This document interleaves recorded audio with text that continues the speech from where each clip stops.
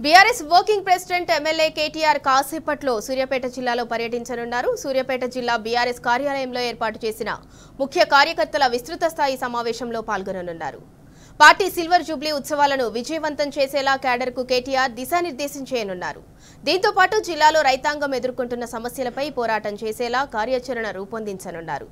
April 27న వరంగల్లో party ఆవిర్భావ సభ నేపథ్యంలో బీఆర్ఎస్ పార్టీ జిల్లాల వారీగా ముఖ్య కార్యకర్తల సమావేశాలను నిర్వహిస్తోంది. ఇందులో భాగంగా ఇవాళ సూర్యాపేటలో మొట్టమొదటి మీటింగ్ను ఏర్పాటు చేశారు. మాజీ మంత్రి జగదీష్ రెడ్డి, మాజీ ఎమ్మెల్యేలు, మాజీ ఎంపీలు, ముఖ్య నేతలు ఈ మీటింగ్కు హాజరు కానున్నారు.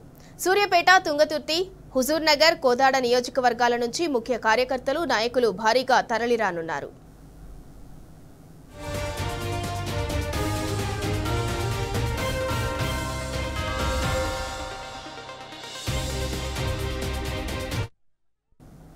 మాజీ మంత్రి, సూర్యాపేట ఎమ్మెల్యే జగదీష్ రెడ్డి నేతృత్వంలో కేటీఆర్కు పర్యటనకు భారీ ఏర్పాట్లు చేశారు. కేటీఆర్కు ఘన స్వాగతం పలికేలా సూర్యాపేట టౌన్లో భారీ బైక్ ర్యాలీ నిర్వహించనున్నారు.